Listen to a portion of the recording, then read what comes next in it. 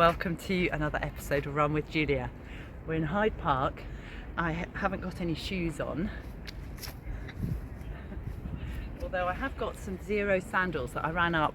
We live about a mile, just over a mile from here, our back garden, and I ran up in my zero sandals, which we've hidden, or Nadi's hidden. I don't know if we'll ever find them again under a kind of tree with leaves and things. And I am going to run. There's a sandy track there that the horses use, the training horses from the kind of army place there, and it's a mile long, about circa a bit over.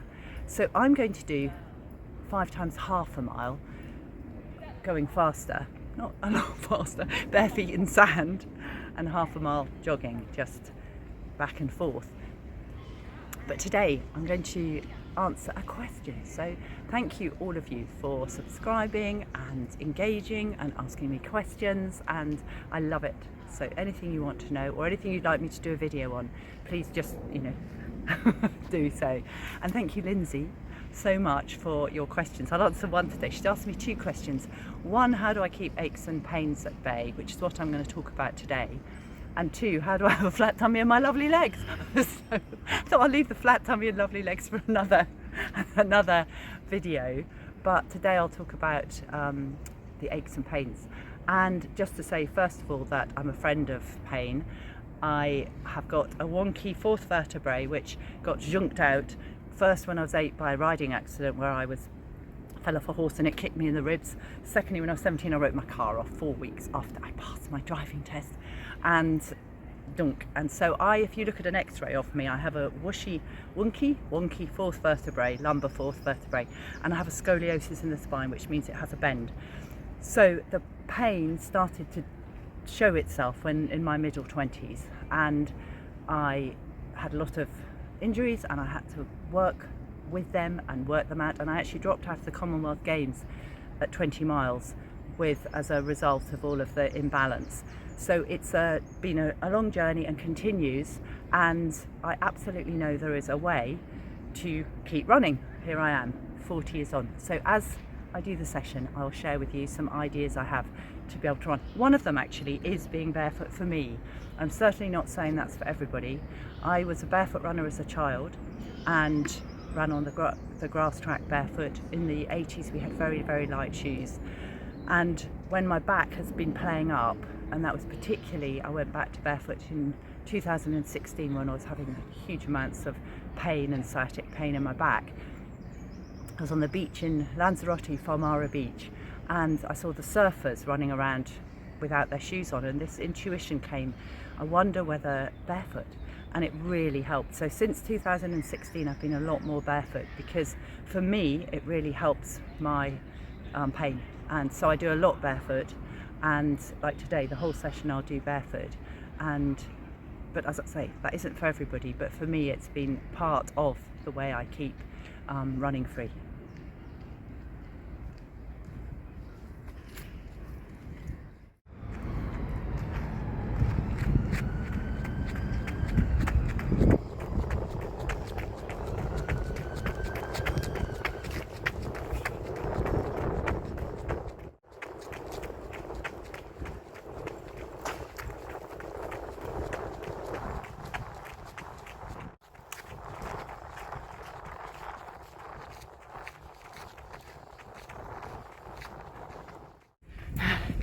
So that was the first one. I'm tired. And that is an amazing cameraman, but I could see the camera disappearing away. I will jog though, because it's my recovery. I'm also a bossy in front of the camera person. Injuries, pain. At the core of it, I've always had an belief, an awareness for myself, an awareness that there's going to be an emotional basis at the core of it. And even though you might say, well, having your 4th vertebrae clumped out when you're a young person isn't necessarily going to have an emotional basis. But for me, and I say I won't think this is for everybody, I looked up what lumbar vertebrae meant, and the fourth one, it's a lot about unexpressed grief. And I came from a family born in 59 where you cracked on. What unexpressed grief? I come from 1959. In those days you cracked on. You weren't allowed to cry and be kind of, show your vulnerability. So that's a core level of what I came into. As I have no blame of my parents. This is my own journey. And then the year before I had my car accident, my mum had died.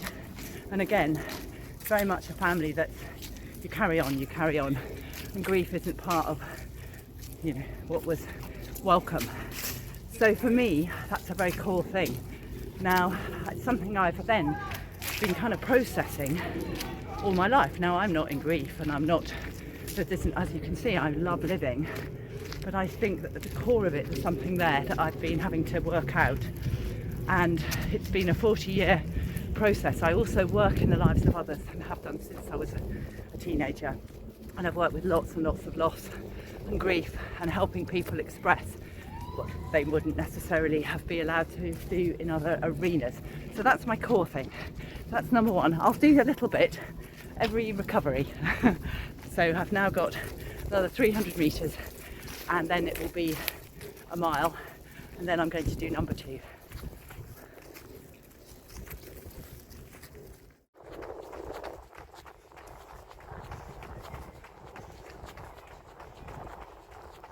That was really a bit kind of hard on the foot up there.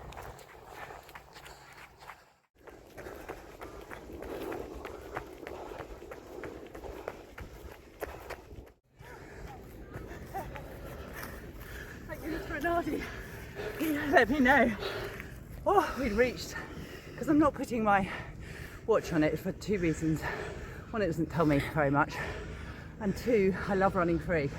Very happy with the watch on in races and occasionally on the track, but I come again from the era where I used to go for a run, look at the dining room clock, this is the 70s, see what time it was, go for my run, race back in, look at the dining room clock. So I'm from the no data era, and it works for me. And even in my races in the 80s, I didn't like running with a watch. You had to in the London Marathon because it tells you every mile. Anyway, recovery. So through my 20s and all my international career, I had loads of problems with this left side. I can remember 3 weeks before the marathon, when I ran my 2:36, I did a session of 20 times 400 with a 30-second rest. I was super fit. I ran them in circa 77 seconds, which was a nice endurance session.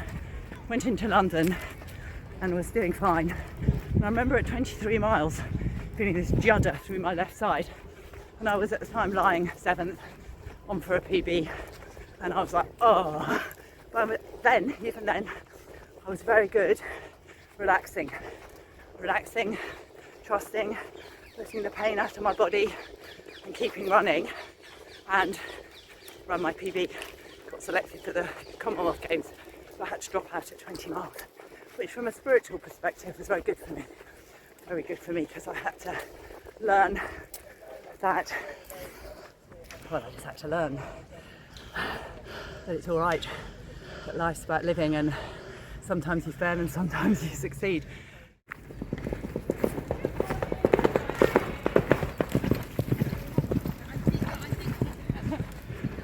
That's me, that is. That's what I feel like. Gallopy. So, how I keep myself injury free now. I did lots and lots of work, particularly after my international career. I didn't want to be a person who said, oh, I ran really fast in my 20s and early 30s, and now I can't actually walk. So thank you to all the people who helped me, Nick Webborn in particular, who is a sports doctor in Eastbourne. I spent 4 months in a sacroiliac belt, that kept my sacrum steady. Had lots of treatment, loads and loads of treatment, sought out loads of people. This was actually, interestingly, more after my international career, when I knew that something was out and really wasn't working. And so I now ongoing occasionally have treatments, don't have many treatments now, try not to have too many. I was very reliant on treatments for a while through my 40s when I was working it all out and working out how to balance myself. I do lots of exercises, and thank you in particular to Matt Shaw for giving me so much help in finding stabilising exercises. We used to call it my little sister side, and not to put a negative, because the language we use is so vital. Thank you to Tom, who's my PT now. We call it fundamentals, but it's fun. Friday fun, but it's fundamentals. We keep the core very, very strong. Thank you to my nephew Jamie. He is an acrobatic, or was an acrobatic gymnast, competed at the top level, got a European silver medal, and now he coaches, and he's given me lots of exercises. So lots and lots and lots of stabilising exercises I do. And I have some treatments, but more I feel that we can look after it ourselves. So I can keep myself strong, I can keep my core really strong. I know how to look after this body. I still get sciatic pain at times, quite often actually, but when it comes on, I know exactly what to do. It tends to come on it came on after that 2202, so I've had to work with it. Today I've got no pain at all, but I know how to work with it. I know what to do, I know to back off and obviously not run in pain, and I know the exercises to do. I know how to look after myself. So it is, I would say, never leave a stone unturned, and I will tell you more things in the next recovery.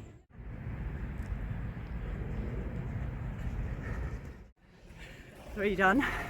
Now uphill this way. So I'll have 3 up and 2 down.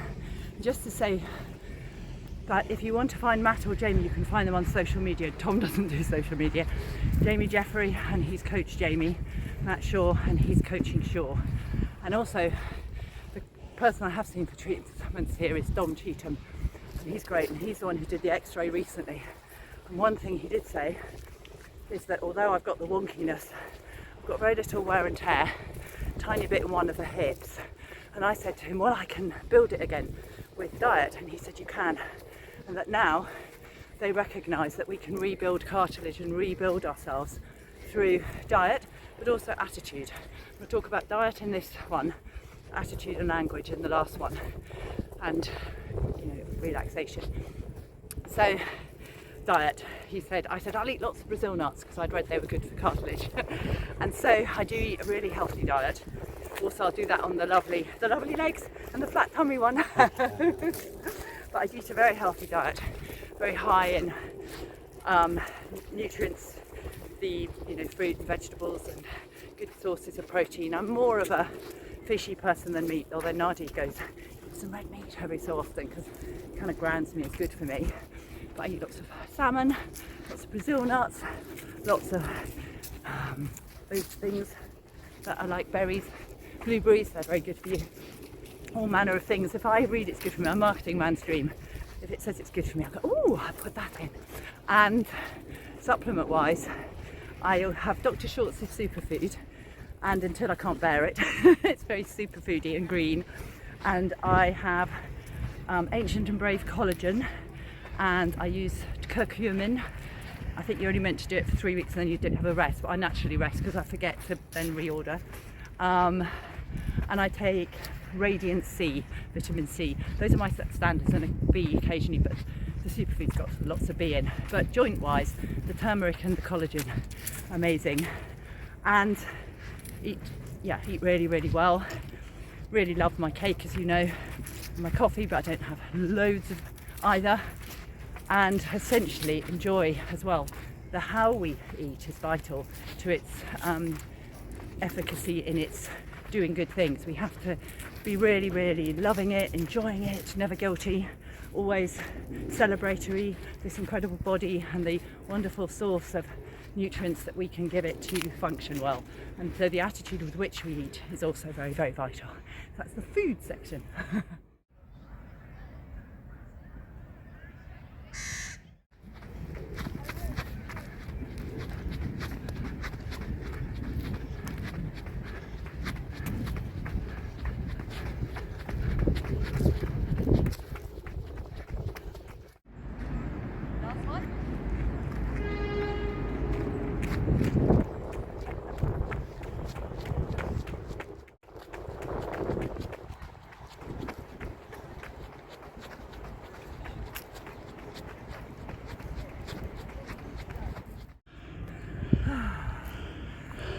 all done.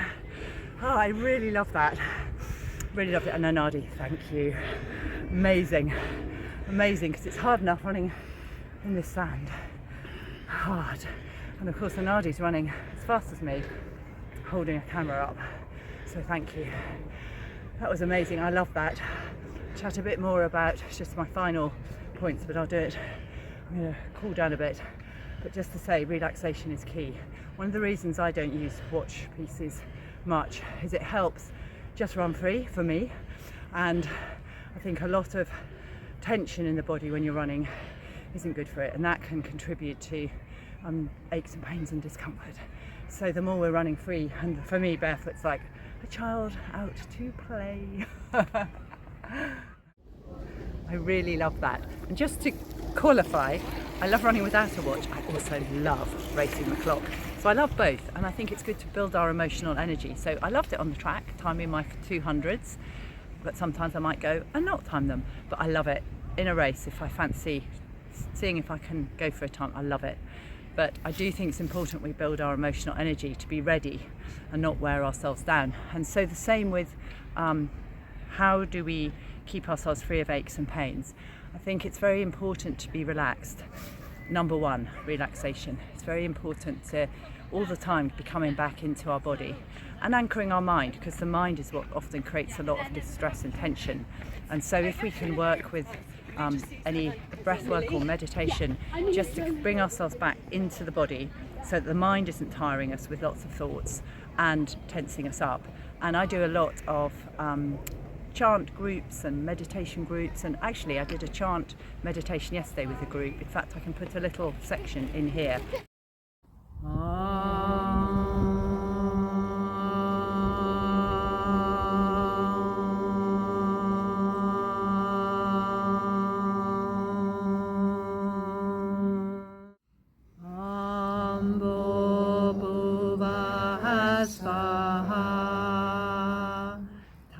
Savito vareniam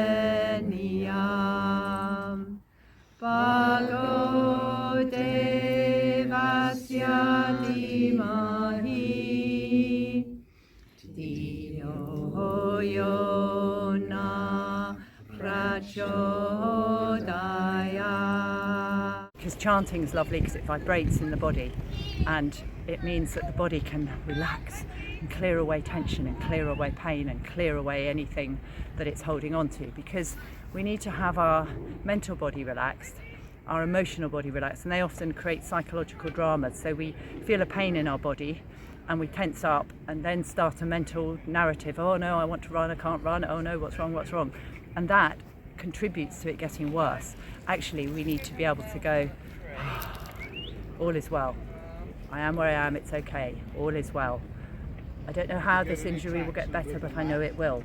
We need to immediately have positive mantras coming in and not be chasing a mental trail of negativity or fear or distress. And with my sciatic pain over the years, in fact this year I have patches where it's absolutely not there, and today there was absolutely no pain in my body, none. So today, no pain. Last September I ran a race in Greece, which was up and down 3 monuments in a space of 9 miles. Wasn't good for my back. And since September I've actually had to work with it more this last few months than usual, but it's okay. When it twinges and starts to eke itself and give me pain down the leg and restrict, I just back off, I relax, I know the exercises to do, I don't do as much, and then hey presto, here I am. So I know exactly how to manage it, and that is physically, mentally, I don't trail off after negative thoughts, and emotionally I relax. And so our attitude is absolutely vital. As humans we can change our lives by changing our attitude, and I think mantras like all is well, I am where I am, it's okay, I don't know how, but I know this can be well and healthy, the body's natural state is healthy, is really important. And the language we use about our body. So I don't really talk about my pain very much. I'm very happy to for all of you, because I think it can be helpful, but out in the world I don't talk about it. Probably the only person I occasionally mention it to is Anadi or anybody who's helping me. So I'll obviously tell Jamie or Matt or Tom if I need to work with it, but we're working with it, so it's not a spiral down. and Anadi as well. I know that we're in the same mindset, that we're working with it to run free and not in a negative downward. So I don't tell people. Also, if I'm in a bit of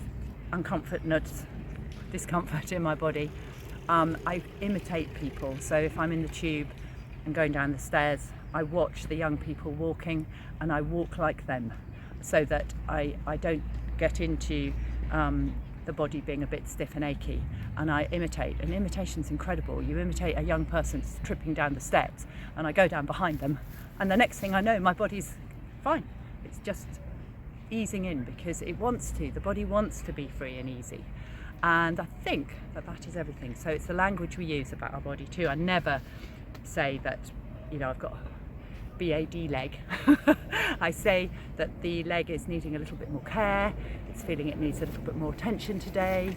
You use language that means it's uplifting, not a downward, because the subconscious hears everything we say, everything. What we say is so vital. I always say to my clients, act as if every thought you think can be heard and every word you say can be heard. It certainly can be heard by your own body. So I think that's it. That's my lecture. I suddenly realise I feel like I'm doing one of my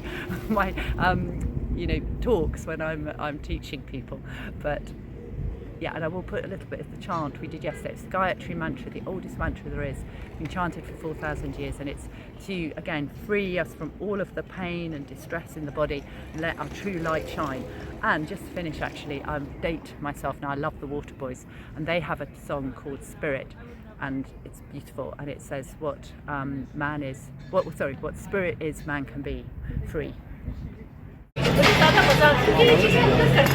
So after telling you all about my healthy diet, I do my finale fill over blackcurrant blondie and coffee. I have had scrambled eggs and spinach and tomato, to kind of for the first course. So thank you, as always, for running with me, and I hope you've enjoyed the video. And if there's anything else you'd like me to talk about or share, then please do just ask, because I've run for a long time. I've got a lot of stories, a lot of experience, and it's absolutely super fun to be 65 and have the enthusiasm I had when I was 15, with the wisdom of 40 years of lots of mistakes, lots of triumph, lots of disaster. But as the Rudyard Kipling poem said, you can treat with triumph and disaster and treat those two imposters just the same, then the world and everything in it will be yours. Something like that. I think I've got it. And that's the truth. If we can just live and learn and enjoy, and then here I am, still running, still loving seeing if I can run faster. So if you've enjoyed the video, put a thumbs up, and if you haven't subscribed, please do. And it's absolutely lovely to have you all to run with, every single one of you.